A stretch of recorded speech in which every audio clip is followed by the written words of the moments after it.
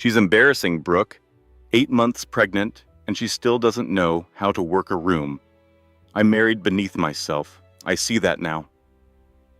Eleanor stood frozen on the other side of the terrace door, her hand pressed flat against her swollen belly, the champagne glass trembling in her fingers. The voice on the other side of that door belonged to her husband, a billionaire, a man who had vowed in front of 400 people to love her and honor her until the day he died. The woman laughing beside him was 27 years old. She was wearing a red dress, and she was wearing something else too, a confidence that only comes when you already know you have won. But what Preston Sinclair did not know, what his mistress did not know, what not a single person in that ballroom knew, was this. The woman he had just called embarrassing was the daughter of the most powerful financial family on the East Coast, the silent empire that owned 3 of the 6 banks his company depended on to breathe. He thought he had married a quiet event planner with a small trust fund. He had no idea. For 7 years, he had no idea. And in 48 hours, he was about to find out what it really means to call a pregnant woman embarrassing in front of her family. Stay with me until the end of this story, because what Eleanor Caldwell Sinclair does next is not revenge. It is something far more powerful, and it will change the way you look at every woman who ever made herself smaller to be loved. Meaning. Lesson statement. This is a story about the quiet power of women who have been underestimated for too long. A story about the moment a wife stops apologizing for her existence and starts living like the woman she was always meant to be. If you have ever felt invisible in your own marriage, if you have ever made yourself smaller just to keep the peace, tap that like button right now, because this story is for you. Leave a comment below with the word respect. If you believe every woman deserves to be respected, not tolerated, and if you are new here, subscribe to our channel, because every week we bring you true-to-life stories about strength, dignity, and the quiet victories of women who refused to disappear. Let us begin. She's embarrassing, Brooke. 8 months pregnant, and she still doesn't know how to work a room. I married beneath myself. I see that now. The champagne flute trembled in my hand. I stood frozen on the other side of the terrace door, one palm pressed flat against my swollen belly, the other gripping crystal so hard I thought it might crack. The laugh that followed my husband's words was low, intimate, a woman's laugh, the kind that only happens when 2 people are already past the point of no return. I looked down at my shoes, nude pumps, 3-inch heel. I had stood in the closet for 40 minutes picking them. 40 minutes. For a man who had just called me embarrassing.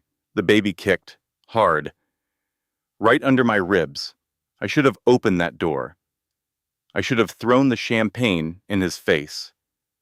I should have done what women in movies do, but I did not. Because something in me, something older than anger, knew that the first rule of surviving a shock like this is simple. Do not let him see your face. Not yet.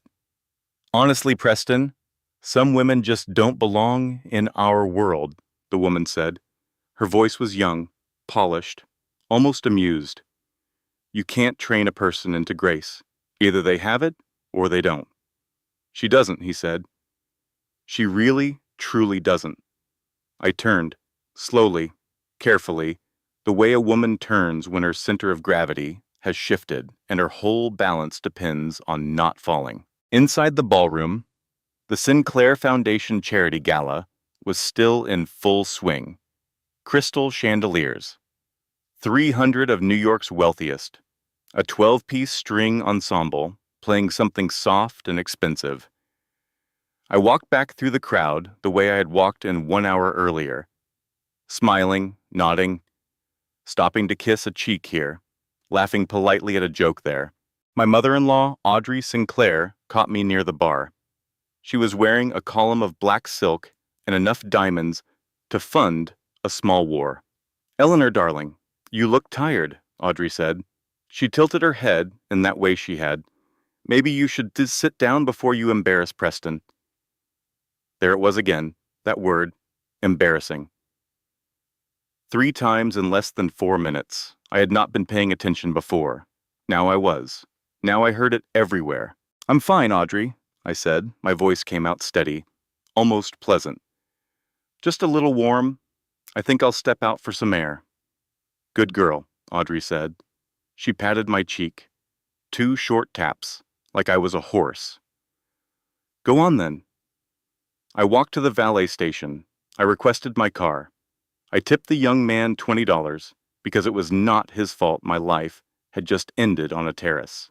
And only when I slid into the leather seat of my Mercedes, only when I pulled the door shut and locked it and sat in the shadow of the parking garage with the keys in my lap, did I let one tear fall. One, just one, because I was not yet ready to start crying. I was still too busy listening to the word rearrange every memory I had of the last 7 years of my marriage. My name is Eleanor Caldwell Sinclair. Everyone calls me Ellie. I am 32 years old. I am 8 months pregnant with my first living child. My husband is Preston Sinclair. He is 38. He is the founder and chief executive officer of Sinclair Technologies. He is listed on most magazine covers as a self-made billionaire, and he had just called me embarrassing to a woman I now had to find the name of. I placed my hand on my stomach. The baby rolled beneath my palm, slow and lazy. I whispered something I had never whispered before. "I'm sorry, little one. I think your mother has been asleep for a very long time." My phone buzzed on the passenger seat. I picked it up, expecting Preston, wondering if he had noticed I left. Instead, the screen showed a number I did not recognize. The message was short. "There are things about your husband you need to know. I'm done being second." I stared at the screen. I read it twice, 3 times. I set the phone down and pressed my forehead to the steering wheel and breathed in through my nose, out through my mouth, the way the labor coach had taught me. Someone out there was done being second, which meant, for a long time, somebody had been first, and it had not been me. I started the car. I pulled out of the garage. I drove. The rain started somewhere near the Henry Hudson Parkway. Fat, slow drops at first, then a real downpour. I did not turn on the radio. I did not call anyone. I just drove, and my wipers beat a steady rhythm against the windshield, and my hand stayed on my belly as if to keep the baby warm, even though the baby was warm already, floating in the only safe place left in my whole world.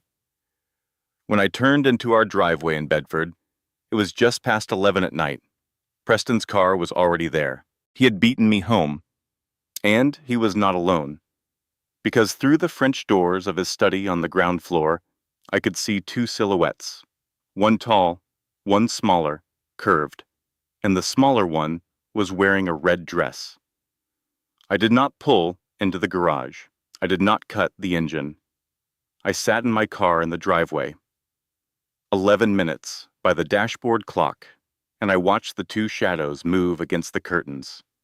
Then I did the only thing that made sense in that moment. I reversed out of this driveway. I turned east. I drove to my parents' estate in Greenwich, Connecticut, and I did not look back once. The gate at the end of my parents' drive swung open before I reached it. My mother had been watching for me. Of course she had been. Margaret Caldwell had a 6th sense about her daughter, the way other women had one about weather. She was standing in the front hall when I came through the door. Wet hair stuck to my forehead, makeup long gone, one hand on my belly, and the other clutching my little beaded evening bag like a lifeline. "Eleanor," she said. Just my name. Just that. But the way she said it broke me open.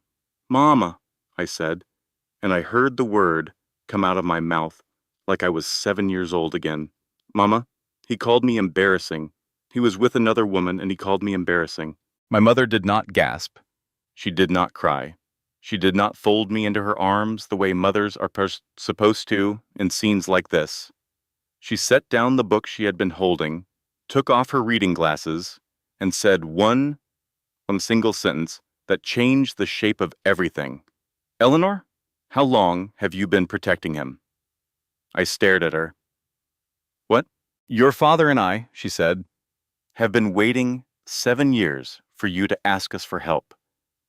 7 years. Come sit down, darling. It's time we had a conversation you should have had a very long time ago. She led me into the library. The fire was already going. Of course it was.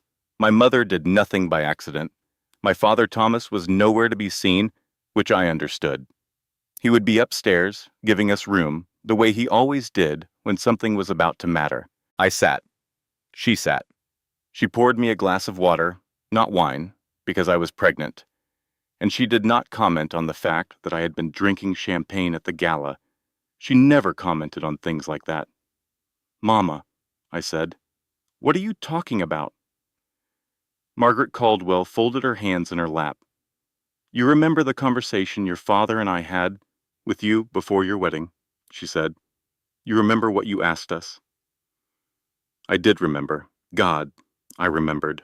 I had sat in the same room 7 years ago, 25 years old and drunk on love, and I had begged my parents for one thing, one favor.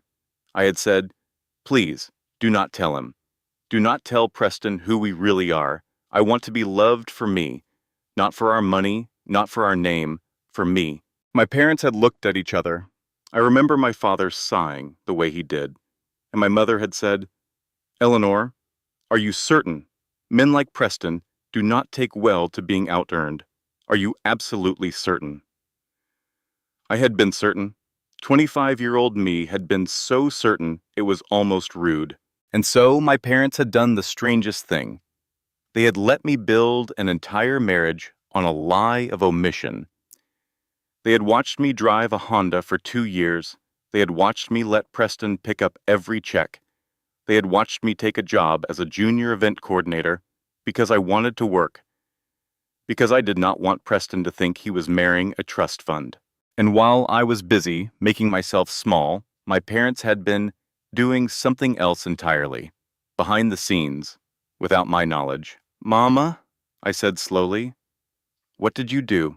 And then nothing your father would not have done for any daughter of his, Margaret said.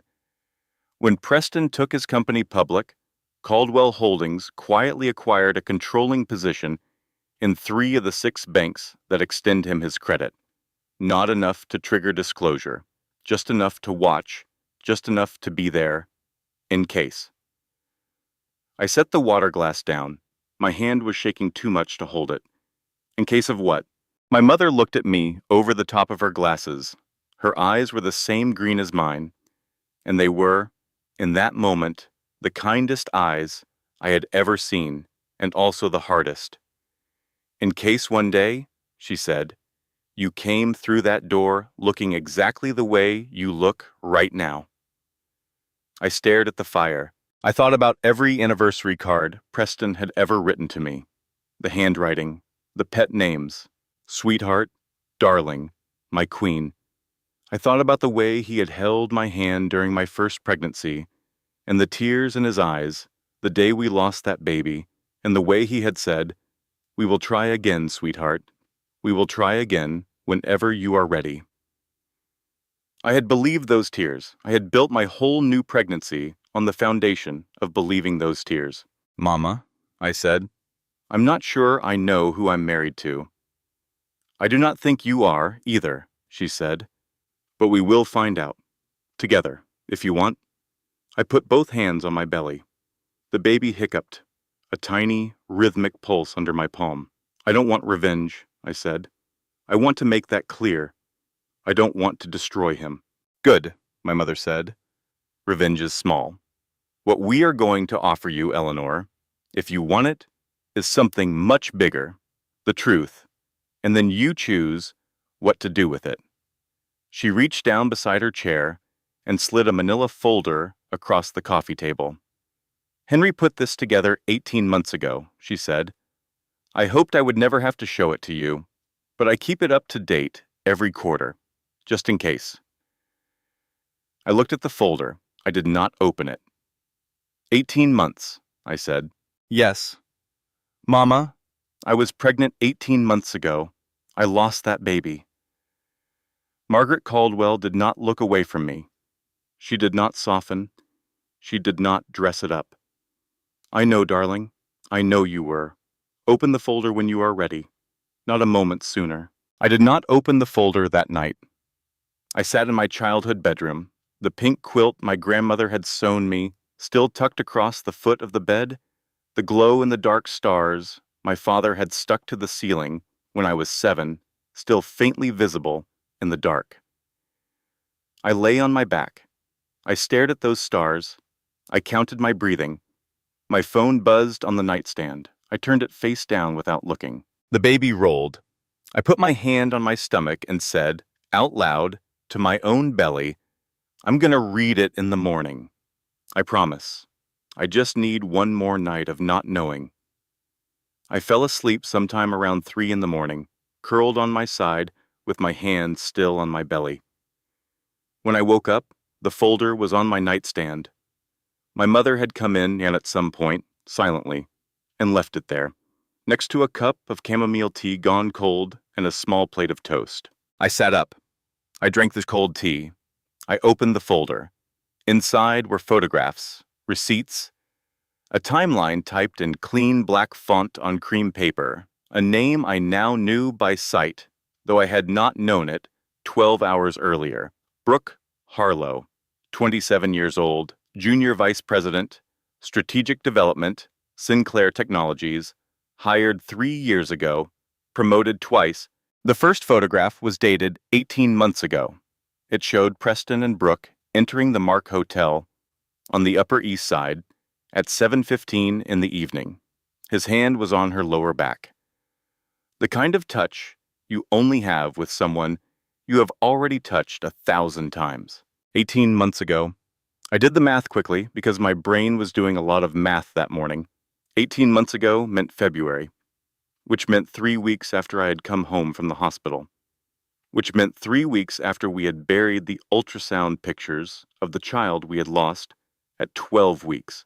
The weekend he had told me he was going to Aspen for a company retreat, to get away, to grieve in his own way.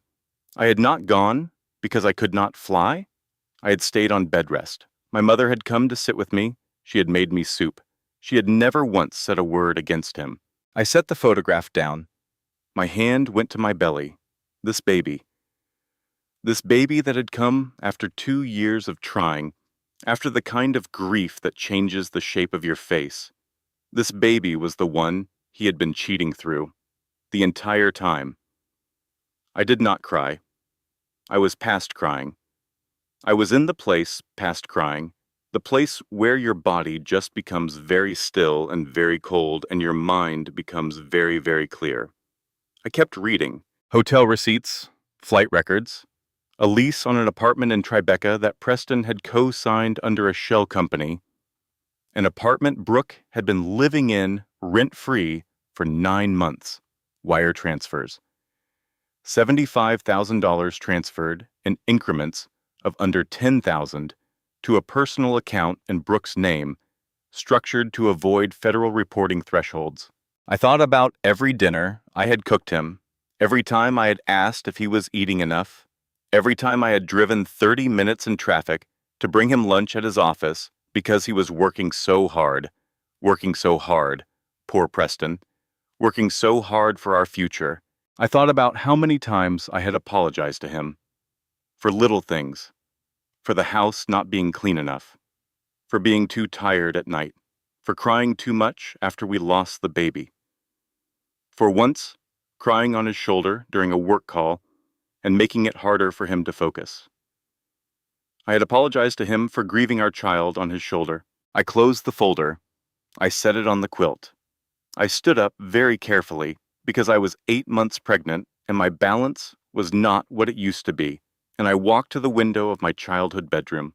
The morning sky over Greenwich was a low, soft gray. My mother's rose garden was beginning to bloom, even in the rain. A sparrow landed on the sill outside and looked at me. We looked at each other for a long moment. I was gaslit the whole time, I said out loud to the sparrow. Saying it out loud cracked something open. I was not upset. I was betrayed. I was humiliated. I was furious. I was grieving, all at once. And I finally had words for what I had been feeling for 2 years and could not name. I walked back to the bed. I picked up my phone. I looked at the 17 missed calls and the 3 voicemails from Preston, the most recent one from 3 in the morning. I pressed play on that one. His voice was slurred. Too much whiskey, not enough sleep. Ellie, where the hell are you? You can't just disappear like this. It's embarrassing. Call me back. Embarrassing. 4 times now. I sat on the edge of the bed.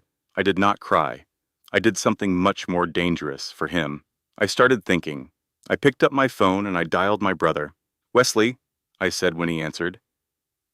I need you. Bring Henry. On my way, my brother said. He did not ask me what was wrong. He did not need to. My brother had been watching me shrink for 7 years, the same way my parents had. The difference was, Wesley had been furious about it the whole time. I hung up. I sat very still. I put my hand on my belly. I am going to be a very different mother than I thought I was going to be, I said to my son. I think I am going to be a better one. Wesley arrived 40 minutes later. He brought coffee, 2 bags of warm bagels, and Henry Abbott. My brother was 35 years old, tall, dark-haired, and had the same green eyes my mother and I did. He was wearing jeans and a sweater, which meant he had not bothered to dress for anyone. Henry, on the other hand, was 71 years old and was wearing a gray 3-piece suit because Henry had never worn anything else in the 40 years he had been the Caldwell family lawyer. Wesley did not hug me when he walked in. Wesley and I did not do a lot of hugging. He took one look at my face and said, "Right, kitchen table, let's start." We sat at the long kitchen table, the one my mother had bought at an auction in Bucks County when I was 12. Henry opened his briefcase. He pulled out a legal pad and a pen. "Eleanor," Henry said. His voice was the same voice he had used to read me bedtime stories when I was 6, because Henry had been at every Christmas, every birthday, every graduation. Before we begin, I want to say something. I am not here as your lawyer this morning. I am here as the man who has loved your family for 4 decades. So talk to me as that man first, and we will deal with the law after. I nodded. I could not quite speak yet. Wesley reached across the table and took my hand. "Ellie, look at me." I looked at him. "I love you," my brother said. "I have loved you since the day they brought you home from the hospital. I will do whatever you ask me to do, but I need you to understand something. Preston did not marry a woman. Preston married an asset he did not know he had, and he has been eroding her value for 7 years, slowly, carefully, letting her make herself smaller, one apology at a time. I need to ask you one question, only one, and I need you to answer it honestly." "Okay," I said. "What do you want?" I thought about it for a long time. My coffee Gyeonsan grew lukewarm. The baby kicked and stretched. The sun came through the kitchen window and made a bright square on the table between my brother's hand and mine. I want my baby to grow up without ever wondering why his father did not love him, I said finally. I want my dignity. I want my freedom. And I want Preston to understand, really understand, what it means to call someone embarrassing. Not because I want to hurt him, because I want him to never, ever, ever do this to another woman again. Wesley nodded once, sharp. "Good," he said. "That is a very good list." Henry was already writing. "Eleanor," Henry said, without looking up, "do you intend to file for divorce? Yes? Do you intend to take full custody of the baby? Primary custody, yes. Not full. He can earn back visitation, if he earns it. Did you intend to reveal, publicly, the nature of his infidelity?" I thought about that one. "No," I said. "Not publicly. My child is going to Google his father someday. I do not want that child to find a tabloid storm. I want him to find a man who quietly stepped down from his company for personal reasons, that is all." Wesley raised his eyebrows at me. "Ellie, that is a gift he does not deserve." "I know," I said. "It is not for him. It is for my son." Henry underlined something on his legal pad. "Eleanor, that is the most adult answer I have ever heard a woman in your position give." Before we could go further, my phone rang on the table. It was my friend Judith Marlowe. Judith was 58 years old, a public relations consultant, and had been my best friend since I had moved to New York. She had thrown me my bridal shower. She had held my hand through the miscarriage. She was, in other words, one of the 2 or 3 people I loved most in the world. I looked at Wesley. He shrugged. I answered, "Judith." Judith was crying. That was the first sound I heard. Crying. Hard. "Ellie. Oh God. Ellie, I saw the pictures in the folder. Your mother called me last night. I have to tell you something. I have to tell you, and I know you are going to hate me, but I have to tell you, Judith." "I have known for 6 months," Judith said. "I saw them. In a restaurant in Tribeca. I was on a date I did not want to be on, and I looked up, and I saw them. I didn't know how to tell you. You were pregnant. You were so happy. I didn't want to be the reason that happiness ended. I'm sorry. Ellie, I'm so sorry. I'm the worst friend." I closed my eyes. I let the information settle. Everyone had known. Everyone but me. The wife is always the last to know. It is a cliché because it is true. And it makes you feel like the stupidest woman on earth. "Judith," I said, "listen to me." "Okay." "You were not protecting him. You were protecting me from finding out before I could handle it. That is different. I am not angry with you. I am tired, but I am not angry with you. I need you, Judith. I need you more now than I have ever needed you. And I need you to promise me something. Anything. From this moment forward, you tell me every ugly thing. Every ugly thing. Even if it breaks me, I am done being protected from my own life." "I promise," Judith said. "Ellie, I promise." I ended the call. I looked at Wesley. I looked at Henry. I pushed my coffee cup aside. "Okay," I said. "What is the plan?" Wesley smiled. It was the first time I had seen my brother smile in a long time. "Eat your bagel, Ellie Bell," he said.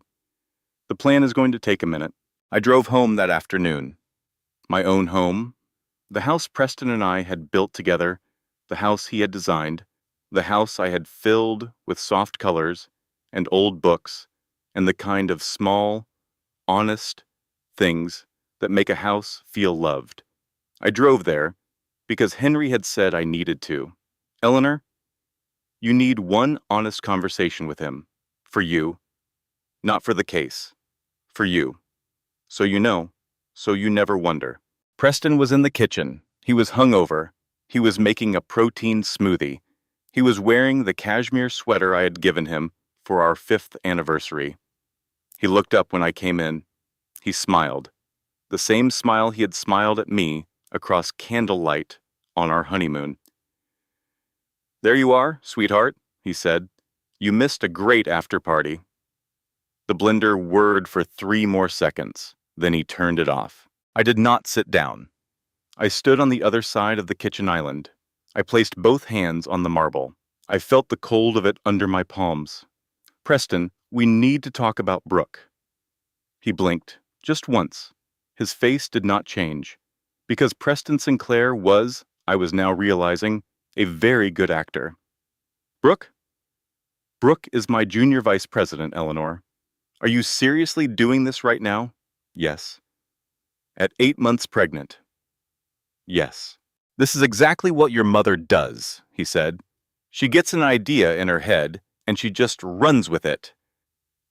Do you hear yourself? You sound insane.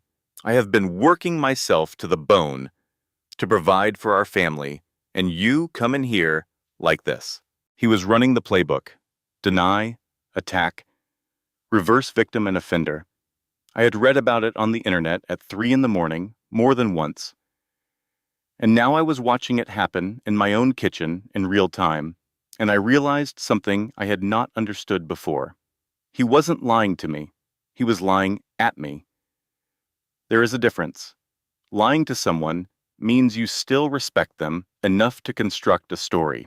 Lying at someone means you know they will not fight back, so you do not even have to try. I let him talk. I timed it on the microwave clock. He talked for 11 minutes. He paced. He raised his voice. He said, I was paranoid. He said I was hormonal. He said he had done nothing. And how dare I? And did I understand the pressure he was under? And the board was breathing down his neck. And he had been looking forward to coming home to his wife, and instead, he was being attacked in his own kitchen. At the 11th minute, I held up my hand. He stopped. Surprised, I think, that I had interrupted him. I had not interrupted him in years. I placed my phone on the marble. I pressed play. His own voice filled the kitchen.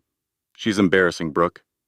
8 months pregnant, and she still doesn't know how to work a room. I married beneath myself. I see that now. The silence that followed was enormous. I could hear the hum of the refrigerator. I could hear the ice maker drop a new batch into the tray. I could hear Preston's breathing change. His face went white, then red, then a strange, blotchy color I had never seen on him before. Ellie, he said. Ellie, baby, please. You don't understand. I was in a dark place. After we lost the baby. I was grieving too, you know. Preston. Let me explain, Ellie. Preston. Something in my voice stopped him. He had not heard that voice before. I had not heard that voice before. You do not get to use the baby we lost as a shield, I said. Not ever. Not with me. Not one more time. Ellie, please. I know about Brooke. I know about the apartment in Tribeca. I know about the $75,000. I know about the weekend in Aspen. He sat down, heavily, on the kitchen stool. He put his face in his hands. Ellie, he said, muffled, what do you want? Money. A bigger house. Is that what this is? Name it. Please, just name it. I almost laughed. It bubbled up in my throat, a dry, shocked, not quite funny laugh.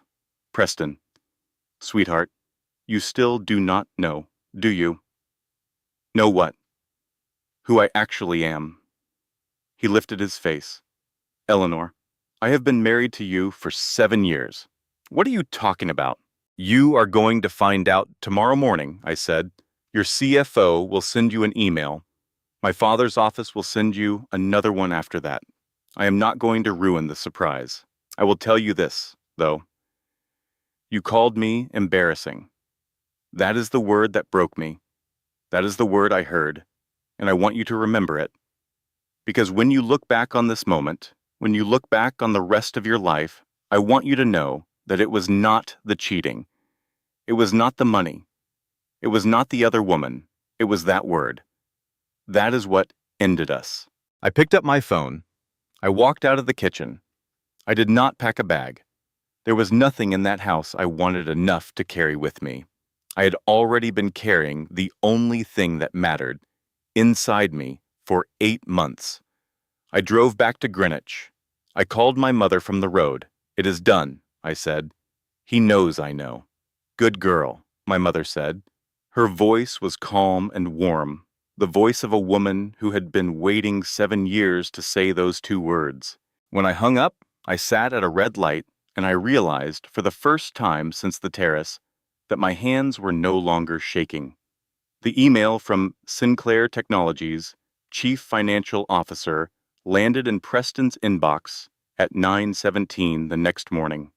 I know because Henry told me later. The subject line was short, professional, almost innocent. Scheduled review, Sinclair Technologies credit facility. Preston, Henry told me, read it 3 times before he understood it. Then he scrolled down to the signature block on the underlying credit agreements. Agreements his own lawyers had handled, years ago, when his company had first gone public. He had never bothered to read the signatures carefully. Why would he? His lawyers had handled it. That was what lawyers were for. 3 names: Thomas Caldwell, Margaret Caldwell, Caldwell Holdings, LLC. I was told secondhand that Preston sat very still at his desk for a full 6 minutes. Then he called his chief financial officer and said only one sentence. "Tell me this is a coincidence." The chief financial officer, who was a good man and had been one of my quiet admirers at company events for years, said nothing for a long time. Then he said, "Mr. Sinclair, I have been trying to tell you for 3 years." While Preston was having that conversation, I was sitting on the back porch of my parents' house, a blanket over my lap, a cup of ginger tea going cold on the small table beside me. My father, Thomas, was sitting in the chair next to me. My father had not said much in 7 years of my marriage, not because he did not love me, because he loved me too much to interfere. He said something now. "Ellie." "Yes, Dad?" "I want you to know something. We are not doing this to punish him. We are doing this because you asked us to stop protecting him from the consequences of who he actually is. Those are different things. Do you understand the difference?" I nodded. I did not trust my voice. My father had not called me Ellie in years, only Eleanor, the way a grown man calls his grown daughter, when he is being careful not to treat her like a child.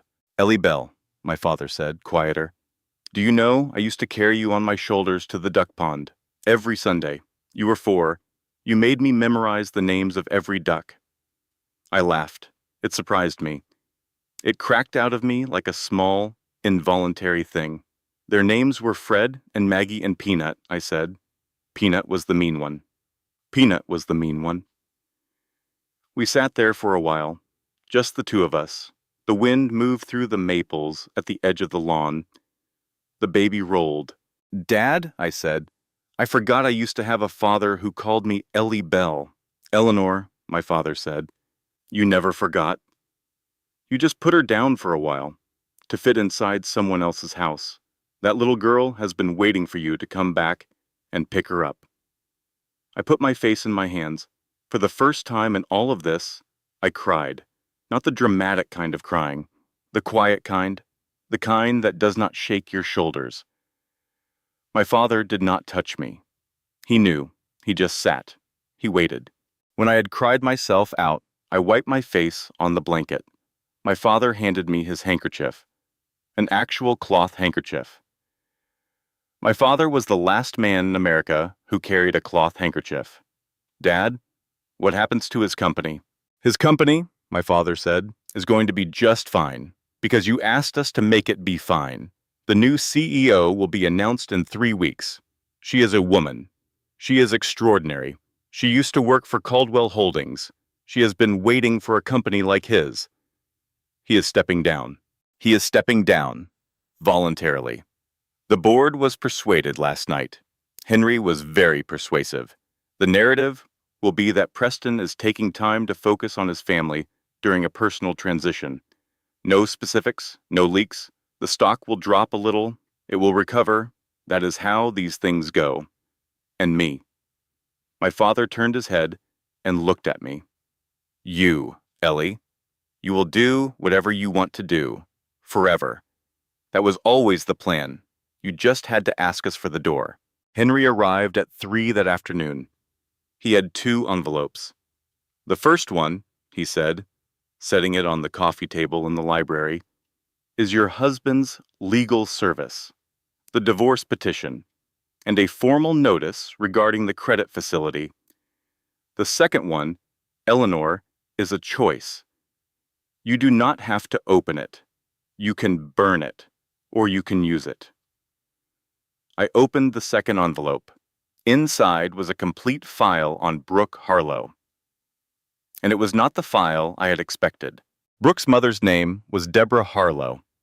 Deborah Harlow had been my father's executive assistant for 20 years. I had met her many times. I had not connected the last name. There are a lot of Harlows in this world. Deborah Harlow's husband, Brooke's father, had embezzled $83,000 from a Caldwell subsidiary in the spring of 2009. My father had discovered it. My father had not pressed charges. He had quietly allowed Mr. Harlow to resign, to move his family to Connecticut, to start over. He had done it as a favor to Deborah, who had worked faithfully for him for 2 decades, and whose husband was ill, and whose daughter was 16 years old and had just been accepted to a good private school. That 16-year-old daughter had been Brooke's entire life, her private school, her college tuition, her first internship, which had come through a family friend who had been a family friend because of my father. Brooke Harlow's whole adult life had been built, directly or indirectly, on the quiet generosity of the family she was now helping to humiliate. I read the file twice. I set it down on my lap. I put my hand on my belly. Something very quiet was happening inside me. I was not angry at Brooke anymore. Not in the way I had been. I was something more complicated than angry. I was sad for her. She did not know, I realized. She did not know who my family was. She did not know what my father had done for her mother. She did not know that the wife she was helping to betray was the daughter of the man who had given her own life to her. That was the saddest part of it. She would have never crossed the line, I thought, if she had known. Or maybe she would have. I did not know her, but I was going to find out. The nursery at my parents' house had been set up in secret 6 months ago. I had not known. My mother had put it together the way my mother did everything, quietly, perfectly, without asking for credit. It was at the end of the hall, in what used to be the guest room when I was growing up. Pale yellow walls, a white crib, a rocking chair by the window, a soft rag rug on the floor, a small lamp in the shape of a rabbit, a stack of books on the dresser, board books, the kind with thick cardboard pages. My mother had chosen every single one of them. She had known she might need this room, just in case. It was 3 a.m. I was sitting in the rocking chair. I was not sleeping. I was rocking, slowly, one hand on my belly, the other holding my phone, looking at the contact picture of Preston. The one from our honeymoon, him on the beach in Italy, laughing, tan, younger. I was in the dark place, the place after the anger, the place where you sit alone and you ask yourself the questions that only come out at 3 a.m. How did I not see it? How did I miss 7 years? Am I stupid? Am I broken? Am I the kind of woman who attracts this? What did I do wrong? Could I have been more beautiful? Could I have been less demanding? Could I have tried harder to be interesting to him? Could I have kept him from getting bored? I let all of those questions move through me. I did not push them away. I let them sit. Then I did something I had not been able to do in 7 years. I answered them, honestly. I did not miss 7 years. I knew. I had known, on some level. I had known the first time he had rolled his eyes at my mother behind her back when he thought I could not see. I had known the first time he had corrected the way I pronounced a word in front of his friends. I had known every time he had laughed at someone else's wife for being too much. I had known the night of our second miscarriage scare, when I had called him crying, and he had said, "Ellie, I'm in a meeting. Can this wait?" I had known. I had just decided it was easier to forget I knew, because knowing meant leaving, and leaving meant failing. And I had been raised to never, ever fail at anything. I looked at my belly. Okay, I said. New rule. From this moment forward, every decision I make, I am going to ask one question. Can I explain this to this baby when he is 16? If the answer is yes, I do it. If the answer is no, I do not do it. That is the whole rule. That is my whole life now. That is my only job. I set the phone down. I thought about what I wanted to do with the file on Brooke. I thought about it for a long time. I could destroy her. I really could. One phone call to Henry, and she was unemployable by Tuesday. One word to my mother, and she was uninvited from every room in this city. My family knew people. My family knew everyone. Can I explain this to my son at 16? I sat with that question. I let it be the question. If my son asked me someday, "Mom, what did you do to the woman who helped Dad hurt you?" What did I want to say? Did I want to say, "I ruined her. I took her job. I took her reputation. I took her future. I made her pay for what your father did"? No. I did not want to say that. What I wanted to say was this. I looked at her. I really looked at her. I saw that she was young. I saw that she was somebody's daughter. I saw that she was being used by him too. And I told her the truth. And I let her choose what to do with it. Because I am not your father. And I never will be. I stopped rocking. I knew what I was going to do. I was going to walk into Preston's office in the morning, uninvited, unannounced. And I was going to say what I needed to say. And then I was going to leave. And I was going to go on with my life to leave. And I was going to go on with my life. And I was never going to look back. I put my hand on my belly. I don't need him to love me, I said. I needed him to respect me. That was the whole job, and he couldn't do it. So now I'm doing it myself for both of us. The baby kicked. Once, sharp, right under my hand. Like he had heard me. Like he agreed. I laughed. I cried. I laughed while I cried. I sat in that rocking chair in that yellow room for another hour, not sleeping, just being, just letting myself feel everything I had not let myself feel in 7 years. When the sun started to come up over the Connecticut hills, I stood up. I went downstairs. I made myself a cup of tea. I drank it slowly. I watched the light change through the kitchen window. I ate a piece of toast. Then I got dressed. I put on a soft gray maternity dress. I put on lipstick, not because I needed it, but because I wanted it. I brushed my hair. I put on small pearl earrings my grandmother had given me for my 16th birthday. I looked in the mirror. The woman looking back at me was 32 years old and 8 months pregnant and exhausted. She had puffy eyes. She had not slept. She was about to walk into her husband's office and end her marriage in front of his mistress. She had never looked more beautiful to me. I did not call ahead. I did not tell security I was coming. I walked into the lobby of Sinclair Technologies at 10:17 in the morning, and the woman at the front desk, Diane, who had worked there since the company had started, stood up when she saw me. "Mrs. Sinclair, is Mr. Sinclair expecting you?" "No, Diane, he is not, but I am going up." Diane looked at me for one long moment. Then she sat down. She picked up a folder. She turned her face to her computer. She pretended she had not seen me. It was the most elegant act of loyalty I had ever witnessed. I took the elevator to the 47th floor. Preston's corner office was at the end of the hall. Brooke was already there. I saw her through the glass wall. She was sitting in one of the 2 chairs across from Preston's desk. She was crying. Her mascara was running. She was wearing a cream-colored blouse and a navy skirt, and she looked, in that moment, exactly like what she was. A 27-year-old woman who had made a very bad decision and was now finding out what that decision cost. Preston was standing by the window. He was on the phone. His back was to the door. He did not see me come in. Brooke saw me. Her eyes went wide. She put her hand over her mouth.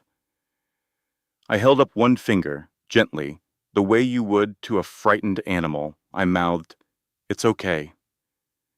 Brooke stayed very still. Preston turned around. He saw me.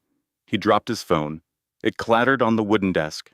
Somebody on the other end of the line was still talking. "Eleanor," he said, "what are you doing here?" "Preston, hang up the phone. Sit down." He hung up. He sat down. I took the other chair, next to Brooke. Not across from her, next to her. I turned my body slightly so I was facing both of them. I placed my hands on the armrests. I felt the leather under my palms. I felt the baby move under my ribs. I began, "Preston, you are not going to be fired. That is not going to be the story.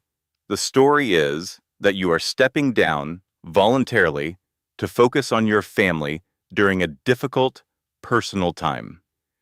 Your board has agreed to this.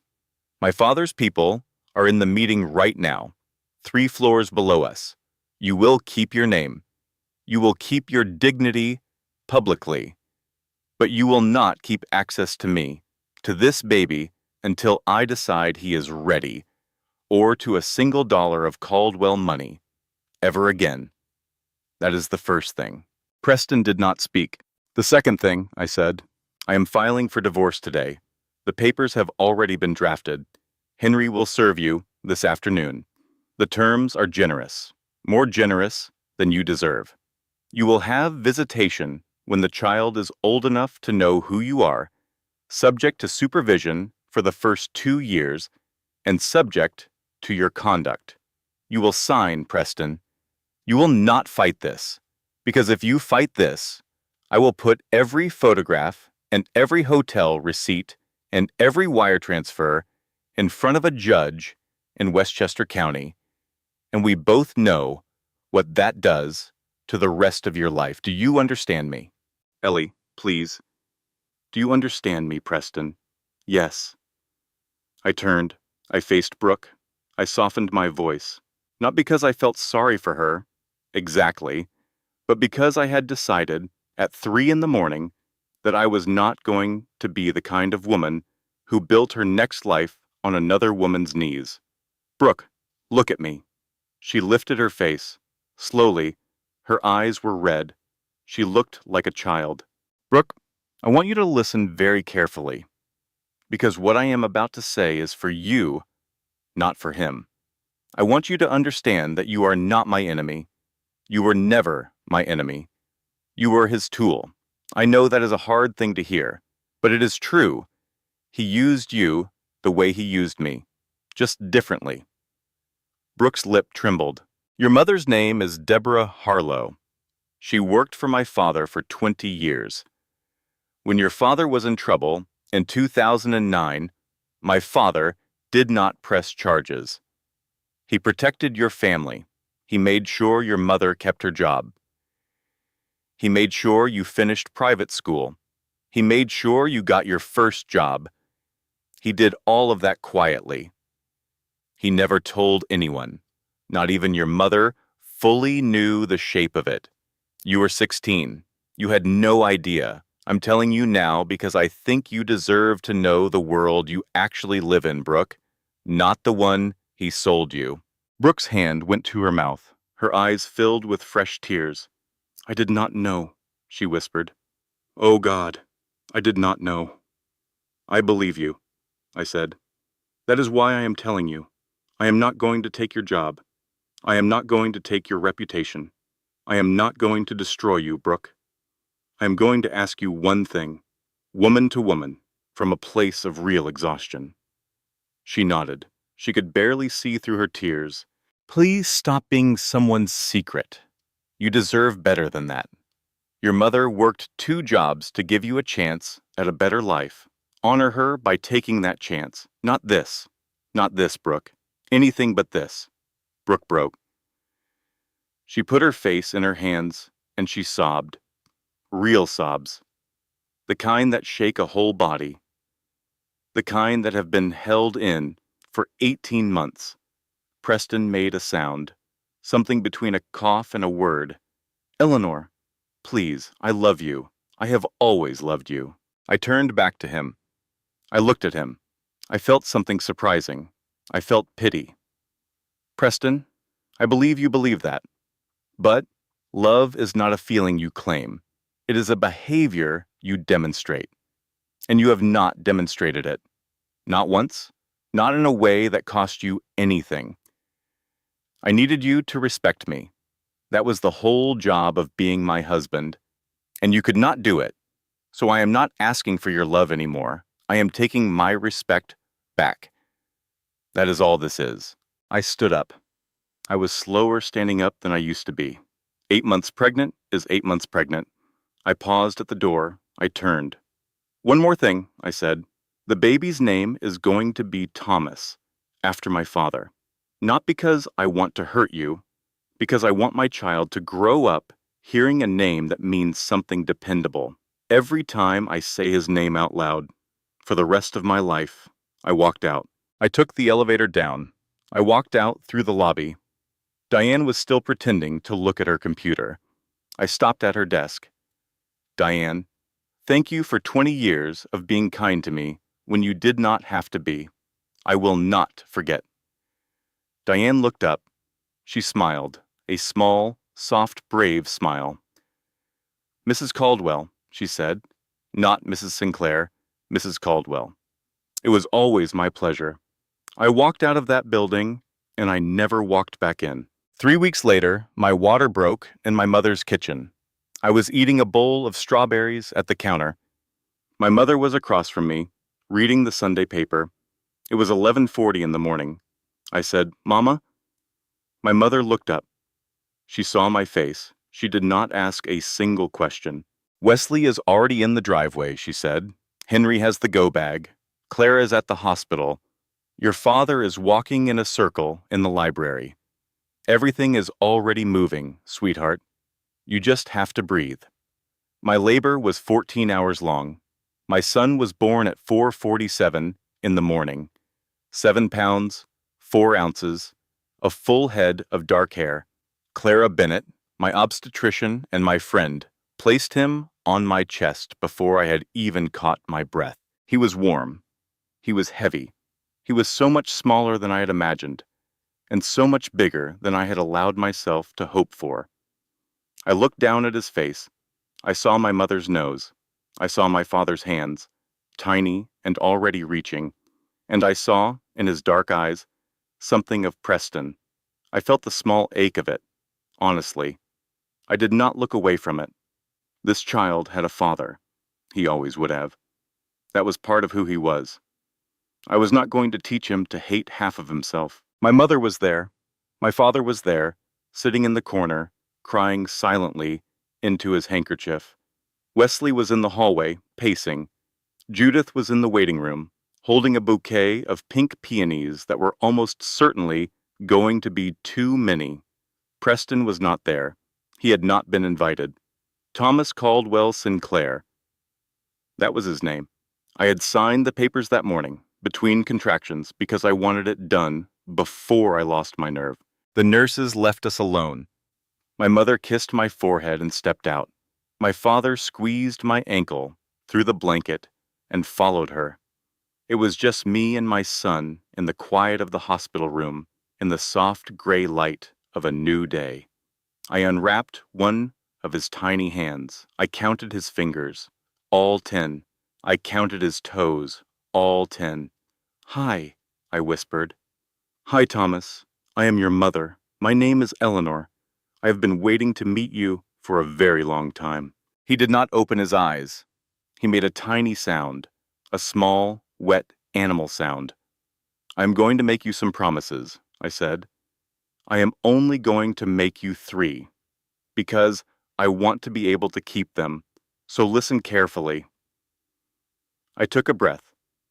Number 1, I will always tell you the truth, even when it is hard, even when it hurts, even about your father, especially about your father. Thomas made another small sound. Number 2, I will be steady. I will not make you guess where I am. I will not disappear. I will not make you responsible for my feelings. You will never, ever have to take care of me. Not once. Not for a minute. That is my job." Thomas yawned, his entire face scrunched up. Number 3. I will never make myself smaller to be loved. Not ever again. And I am going to show you, every single day of your life, what it looks like to be a person who takes up exactly the amount of space she is supposed to take up, so that when you grow up and you love someone, you will know what that looks like. You will know how to love a person without asking them to disappear. I kissed the top of his head. He smelled like a brand new human being. He smelled like the whole rest of my life. "Welcome to the world, little man. We have a lot of work to do." Thomas's first birthday party was small, family only. We had it at my parents' estate, on the back lawn, on a bright Saturday afternoon in June. There were pink and yellow balloons tied to the porch railing. There was a small chocolate cake. There was a string quartet, because my mother had insisted, and when Margaret Caldwell insisted on a string quartet, there was a string quartet. I was 33 years old. I had lost all of the baby weight, and I did not care about any of it. I had cut my hair, short, almost like a pixie. I liked it. I was wearing jeans and my father's old red flannel shirt, the one he had worn every weekend of my childhood, and a pair of sneakers that I had not dressed up. My son was crawling across the grass toward a yellow balloon, laughing the big open-mouth laugh that only happens when you are 1 year old and the world is still mostly made of color. Wesley was there, holding a glass of bourbon, teasing his daughter. Judith was there, dressed in linen, arguing with my mother about a charity board they both served on. Clara Bennett was there, having brought her own children, who were chasing Thomas in gentle, supervised loops. Henry Abbott was there, in a suit, because Henry was always in a suit, and he was holding Thomas's godfather role, with the same seriousness he had held everything else for 40 years. I had taken my seat on the board of Caldwell Holdings 11 months earlier. My father had walked me into the long conference room on the 32nd floor, pulled out his own chair at the head of the walnut table, and said, "Eleanor, sit here. It was always yours. You just had to come home to it." I had not said no. I had sat down. I had opened my briefcase. I had gone to work. I was good at it. It turned out I had always been good at it. I had just never let myself find out. In the middle of the party, a courier arrived. My mother intercepted him. She brought a thick cream envelope to me out on the porch. "It is from him," she said quietly. "You do not have to open it. Not today." I looked at the envelope. I looked at my son, crawling toward my father, who was already reaching down to pick him up. My father, who had become, overnight, the grandfather he had been preparing to be for 30 years. "I'll read it later," I said. "Good girl." I read the letter that night, after everyone had gone home, after Thomas was asleep in his crib in the yellow nursery. I sat in the rocking chair. I opened the envelope. 3 pages. Preston's handwriting, which I had always loved. I noticed that my hands were steady. I noticed that I did not feel afraid. I noticed that I did not feel angry exactly. I noticed that I felt mostly, strangely calm. The letter was an apology, a real one, as far as I could tell. It said he was sober. It said he was in therapy. It said he was living in Los Angeles, in a small apartment, working on a new startup that was not going well. It said he had read a book about narcissism, and it had broken him open. It said his mother had stopped speaking to him 6 months ago, because his mother had blamed him for losing access to my family, and he had finally seen her clearly. It said he did not expect a response. It said he had no right to ask for one. It said he wanted to meet his son someday, when I thought Thomas was ready, and he would accept any terms I set, and he would wait however long I wanted him to wait. I read the letter twice. I folded it. I put it in the top drawer of my dresser. I did not write back. Not yet. Maybe not for years, but I did not throw it away either, because maybe someday Thomas would want to know his father. When that day came, I wanted to have kept the door unlocked, but I was not going to be the one to open it. That was his choice, not mine, not Preston's, Thomas's. When he was ready. Brooke Harlow had left Sinclair Technologies the week after my visit. She had moved to Denver. She had gone back to school. She had gotten a master's degree in social work. I knew this because she had sent me a letter 6 months after Thomas was born. 1 page, handwritten. She had said, "You did not have to be kind to me. I have thought about what you said every single day. Thank you. I hope your son has a full and beautiful life." I had kept that letter too, in the same drawer as Preston's. Sinclair Technologies, without Preston at the helm, had done better than it had ever done. The new chief executive officer, a woman my mother had recommended to the board, had steadied the ship, cleaned up the culture, and delivered a record quarter in December. The stock had recovered. The company had grown. I was on the porch with my mother, sipping a glass of white wine, watching the sun go down over the Greenwich Hills. She had poured us both a glass when the caterers had finished packing up. My father was inside, asleep in his chair, with Thomas asleep on his chest, because my father had declared himself the official nap companion and refused all other assignments. "Mom," I said. "Yes, darling." "Do you regret any of it, the 7 years you watched, the waiting?" My mother thought about it. She was good at thinking. She did not rush her answers. "No, Eleanor, I do not, because I believe that every woman has to come to her own freedom in her own time, and if I had pushed you, you would have resented me. You needed to arrive at it yourself. My only job was to make sure the door was unlocked when you reached for it. And that is what I did." I looked at her. "You are a very good mother. I had a very good teacher." "Grandma?" "Grandma." We were quiet for a long time. "Mama," I said, "do I regret any of it?" "I don't know, darling. Do you?" I thought about it.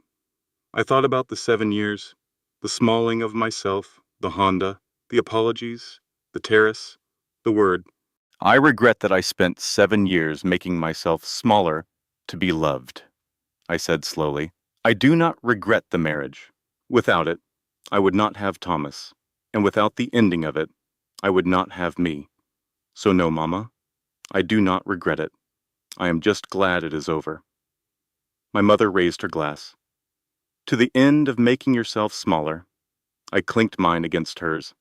"To the end of that." We drank. The sun was almost all the way down. The first stars were coming out. Somewhere inside the house, my son was sleeping on my father's chest.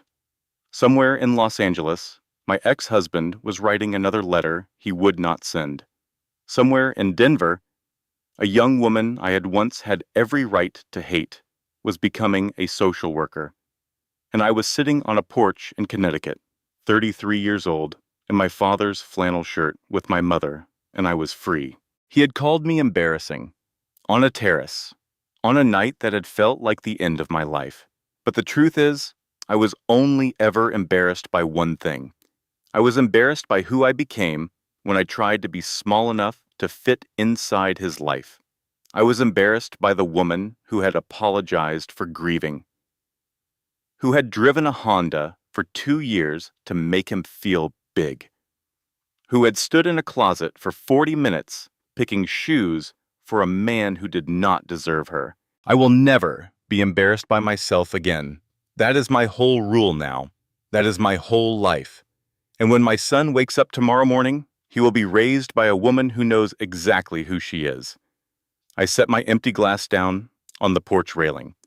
I kissed my mother on the cheek. I walked back inside my own life. And so, we come to the end of Eleanor's story.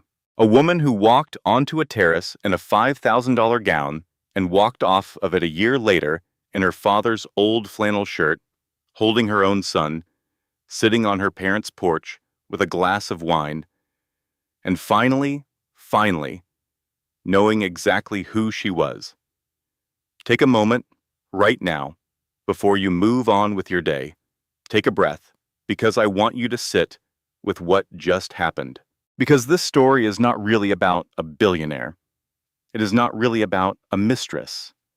It is not really about a family empire, or a boardroom, or a broken marriage. This story is about the word, embarrassing. The word that Eleanor heard through a closed door. The word that rearranged every memory she had of the last 7 years. The word that made her understand, in one terrible instant, that the man she had married had never truly seen her. He had only ever seen the version of her that made him feel bigger. And the moment she stopped serving that purpose, the moment her pregnant body and her tired face and her real humanity began to inconvenience him, he reduced her to that single, cruel word, embarrassing. Now, I want you to think about something. Think about how many women you know. Think about your mother, your sister, your best friend, yourself.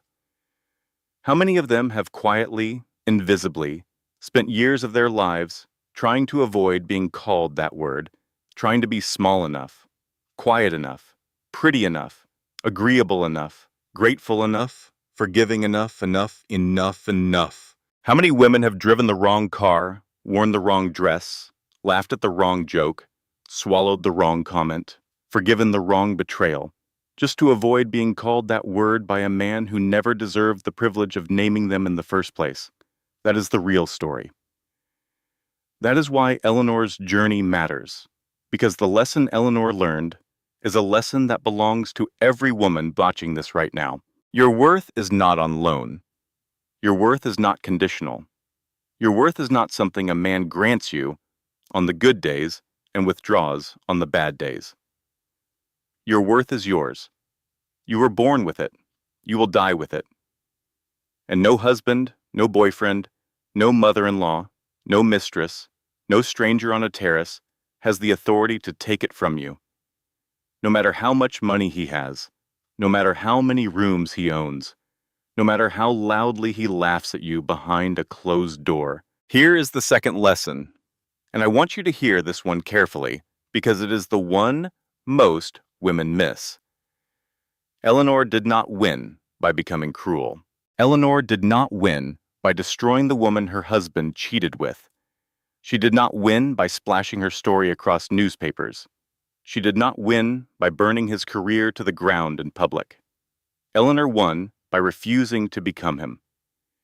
She won by looking at a 27-year-old mistress and choosing, in that moment, to see a young woman being used, rather than a rival, to be crushed. She won by giving her husband the dignity, in public, that he had never given her in private, because she understood that her son would one day ask about his father, and she wanted to be able to answer that question without bitterness. That is what real strength looks like. That is what quiet power looks like. It does not need to shout. It does not need to humiliate. It does not need to make anyone else small in order to feel tall. Because real strength already knows how tall it is. And here is the third lesson, the one you need to carry with you long after this video is over. The prison door was always unlocked. Eleanor was not trapped in her marriage by Preston. She was not trapped in her marriage by her pregnancy. She was not trapped by money, or reputation, or family expectations. Eleanor was trapped in her marriage by one single, quiet belief. The belief that if she made herself small enough, soft enough, agreeable enough, she could earn the love she had been promised on her wedding day. And the truth, the hard truth that took her 7 years to learn, is this. Love you have to shrink yourself to receive is not love. It is a cage with a smile painted on the door. If there is a woman listening to this story right now, and she is sitting in her car in a parking lot, or in a bathroom with the door locked, or at a kitchen table staring at a cold cup of coffee, and something in this story has made her heart beat a little faster, I want her to hear me clearly. You do not need a powerful family to claim your own life. You do not need billions of dollars. You do not need a courtroom or a private investigator or a dramatic speech in front of witnesses. You need one thing and one thing only. You need to decide at 3 in the morning, in the quiet of your own mind, that you will never again be the one who makes yourself smaller. Not for him, not for his mother, not for his career, not for anyone. That is the one choice Eleanor made. And every other thing in her life reorganized itself around that single decision. Your freedom is not waiting for a perfect moment. Your freedom is waiting for your permission. I hope this story gave you something today. I hope it gave you a little more courage. I hope it gave you a little more clarity. I hope it reminded you that the woman you used to be, the one before the smalling, the one before the apologizing, the one before the shrinking, is still there, inside you, waiting for you to come home to her. If this story moved you, please let me know in the comments below. Tell me about a moment in your life when you stopped making yourself smaller. Tell me what you learned. Your words might be the exact words another woman in this community needs to read tonight. Give this video a like if you believe every woman deserves respect, not tolerance. Share it with a friend, a sister, a daughter who needs to hear these words today. And subscribe to our channel, because every week we bring you stories like this one. Stories of women who refuse to disappear. Stories of quiet power. Stories of coming home to yourself. Until next time, remember this. You are not embarrassing. You never were. The only thing embarrassing is a man who could not see what he had until the woman he called small finally stood up to her full height. Take care of yourself, protect your peace, and never, ever shrink yourself for someone who is never going to grow toward you. We will see you in the next story. Editorial disclaimer, end of video. This content has been researched, developed, and handcrafted by our team for the sole purpose of delivering meaningful messages and life lessons to our audience. All characters, names, companies, and events depicted in this story are entirely fictional. Any resemblance to real persons, living or deceased, or to actual businesses, organizations, or events is purely coincidental. This story is intended as a dramatized work of fiction designed to inspire reflection, encourage emotional healing, and celebrate the quiet strength of women everywhere. Thank you for watching, and thank you for being part of our community.